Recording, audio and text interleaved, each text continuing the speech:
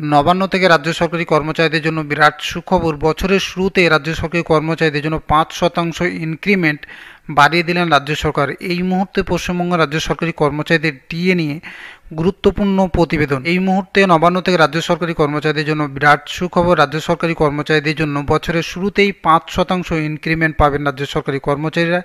এই নিয়ে গুরুত্বপূর্ণ একটি প্রতিবেদন, সেই আপডেটটি আপনাদের সঙ্গে শেয়ার করব। পুরো ভিডিওটি শুরু থেকে শেষ পর্যন্ত দেখবেন, মাঝে থেকে স্কিপ করবেন না। প্রতিবেদন থেকে বলা হচ্ছে রাজ্য সরকারি কর্মচারীদের জন্য সুখবর, নতুন বছরে উপহার নিয়ে এলো রাজ্য সরকার। প্রতিবেদন থেকে বলা হচ্ছে বৃহস্পতিবার রাজ্য সরকারি কর্মচারীদের জন্য একটি কিস্তিতে 4% ডিএ বৃদ্ধির ঘোষণা করেছেন রাজ্যের মুখ্যমন্ত্রী মমতা বন্দ্যোপাধ্যায়। বলা হচ্ছে 1 জানুয়ারি 2024 থেকে ডিএ মিলবে বলে জানিয়েছেন রাজ্যের মুখ্যমন্ত্রী মমতা বন্দ্যোপাধ্যায়। রাজ্য সরকারি কর্মচারীদের ইনক্রিমেন্ট বছরে 5% করা হবে বলেই বিজ্ঞপ্তির মাধ্যমে জানানো হয়েছে। সেটা আগে 3% ছিল রাজ্য সরকারি কর্মচারীদের, এখন সেটাকে বাড়িয়ে রাজ্য সরকারি কর্মচারীদের বছরে 5% ইনক্রিমেন্ট বাড়ানোর কথা ঘোষণা করেছে নবান্ন।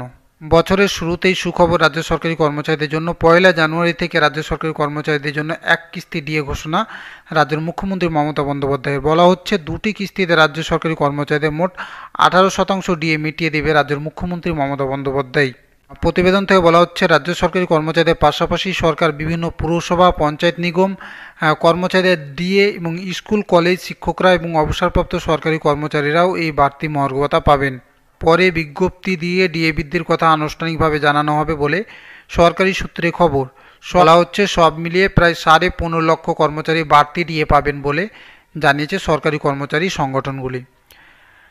বলা হচ্ছে বকেয়া ডিএর দাবিতে এখনও আন্দোলন জারি রেখেছে রাজ্য সরকারি কর্মচারীদের একাংশ, আর এরই মধ্যে নিয়ে এলো রাজ্য সরকার সুখবর।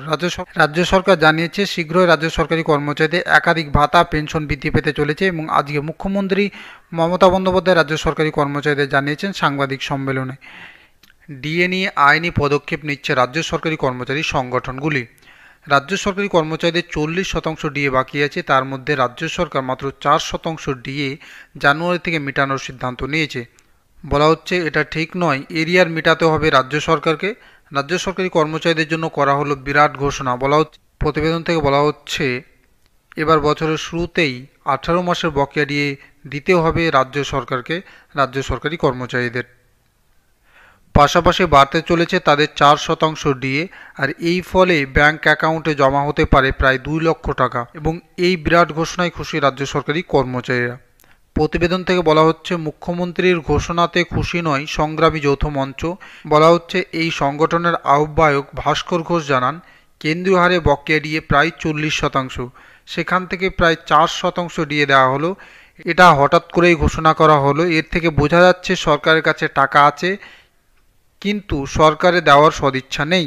বলা হচ্ছে মুখ্যমন্ত্রী বিভিন্ন ক্ষেত্রে যেমন মানুষকে ভিক্ষা দেওয়াতে অভ্যাসে পরিণত করেছেন, এই 4% ডিএ বাড়ানোটাও তিনি তেমনভাবে নিতে চেয়েছেন। আমরা এই ভিক্ষাবৃত্তি গ্রহণ করছি না, বাকি 36% ডিএ হিসাবে আমরা চাই। এই মুহূর্তে পশ্চিমবঙ্গ রাজ্য সরকারি কর্মচারীদের ডিএ নিয়ে গুরুত্বপূর্ণ একটি প্রতিবেদন, সেই আপডেটটি আপনাদের সঙ্গে শেয়ার করলাম। ভিডিওটি ভালো লেগে থাকলে অতি অবশ্যই একটি লাইক দিয়ে আপনাদের বন্ধুদের মাঝে ভিডিওটি শেয়ার করবেন। ধন্যবাদ।